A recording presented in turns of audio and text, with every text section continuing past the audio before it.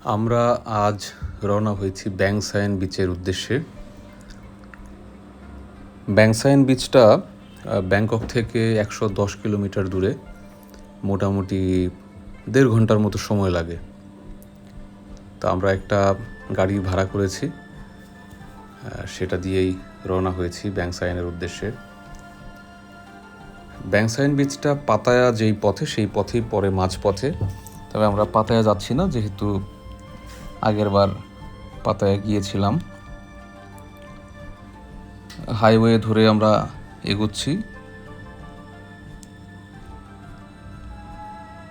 খুব বেশি ট্রাফিক নেই। সকালবেলা আমরা হোটেল থেকে নাস্তা খেয়েই রওনা হয়েছি। চনবুরি প্রভিন্স যেই পথে যেতে হয় সেই পথে আমরা যাচ্ছি।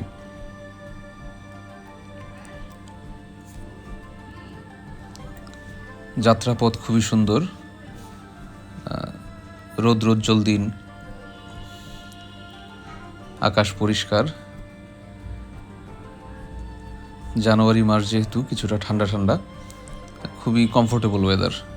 আমরা খুবই এনজয় করছি আর সামনের দিকে যাচ্ছি। অলরেডি আমরা হোটেল বুকিং দিয়েছি, S2 হোটেল, বিচের একেবারে পারে।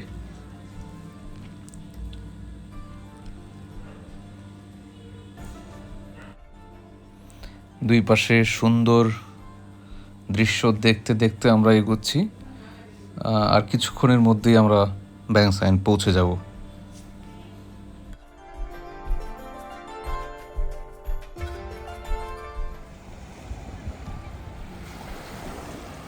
আমরা এখন আছি ব্যাংসায়ন বিচে। এটা পাতায়ার আগে, খুব একটা বিখ্যাত না, কিন্তু সুন্দর বিচ এবং নিরিবিলি।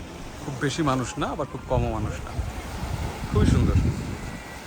আশেপাশে কিছু রেস্টুরেন্ট আছে, খুবই অ্যাফোর্ডেবল, ভালো লাগবে। আমার মনে হয় পাতায়া না গিয়ে এই ধরনের ছোটোখাটো বিচে আসলেই ভালো লাগবে। এই যে আমাদের হোটেল, S2 হোটেল।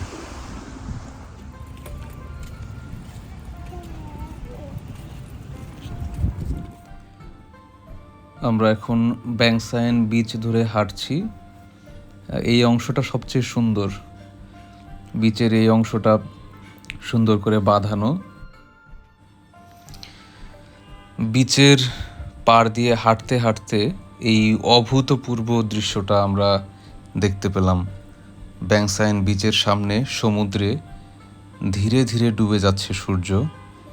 এদিকে স্ট্রিট ল্যাম্পগুলো জ্বলে উঠেছে।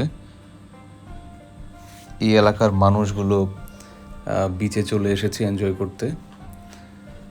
একেবারে অভূতপূর্ব, আকাশটা অদ্ভুত লাল।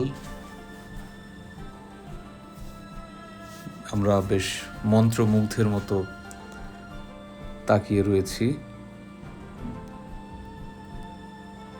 তো ব্যাংসায়ন এসে হতাশ হইনি, এত সুন্দর একটা জায়গা, আর বিশেষ করে মানুষ কম থাকাতে মানে উপভোগ্যতা আর অনেক বেড়ে গেছে। আমরা ব্যাংসায়ন বিচের বৈকালিক এবং সান্ধ্য সৌন্দর্য অনেক উপভোগ করলাম। আমার ছেলে মেয়ে অনেক এনজয় করেছে, বিকেলবেলায় খেলাধুলা করেছে। এখন রাত নেমে এসেছে। আমরা ব্যাংসায়ন বিচের পাশ দিয়ে এই বাঁধানো ফুটপাত ধরে হোটেলের দিকে এগিয়ে চলেছি। রাতের বেলায় সৌন্দর্য আরও বেড়ে গিয়েছে। দুই পাশে মানুষ বসে আছে, ফুড কার্টগুলো বসে গিয়েছে, মানুষ স্ট্রিট ফুড অর্ডার করছে, খাচ্ছে, এনজয় করছে। চমৎকার একটা বাতাস, বেশ ভালো লাগছে। বলে রাখা ভালো, ভিডিওর এই অংশটা একটু এলোমেলো হবে। আমার মেয়ে ভিডিও করেছে, ক্যামেরা একটু দ্রুত ঘুরিয়েছে চারপাশে। তবে সন্ধ্যার এই ব্যাংসায়ন বিচের সৌন্দর্য সুন্দর করেই আশা করি ক্যাপচার করতে পেরেছে। আমরা ধীরে ধীরে এগোচ্ছি। 5 জন একসাথে হাঁটতে গিয়ে একটু স্পিড অ্যাডজাস্ট করে নিতে হচ্ছে, তবে খুবই এনজয়েবল জায়গাটা।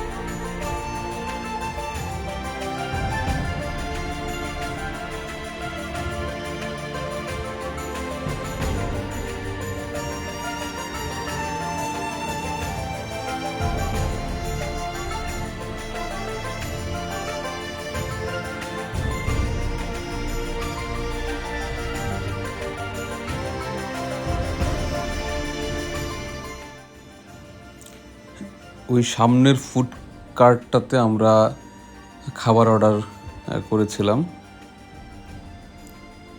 যত রকমের সি ফুড আছে আমরা মোটামুটি অর্ডার করেছিলাম, এবং এই সি ফুডকেই আমরা ডিনার হিসেবে নিয়েছি, রাতে আর খেতে হয়নি।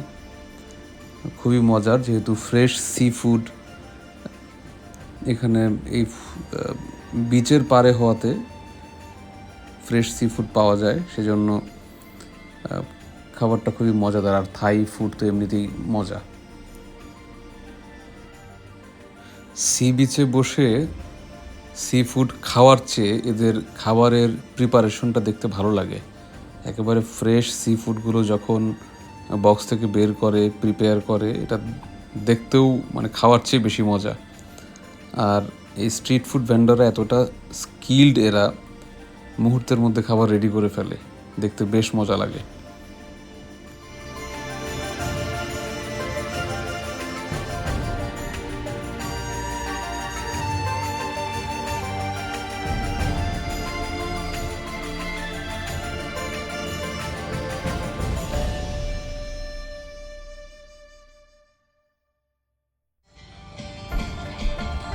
সি ফুড অনেক মজার ছিল। আমরা হোটেলের দিকে এগোচ্ছি, দুই পাশে কিছু মিউজিশিয়ান বাদ্যযন্ত্র পরিবেশন করছে। খাওয়ার পরে হেঁটে হেঁটে শুনতে বেশ ভালোই লাগছে। আমরা গিয়ে চলেছি হোটেলের দিকে।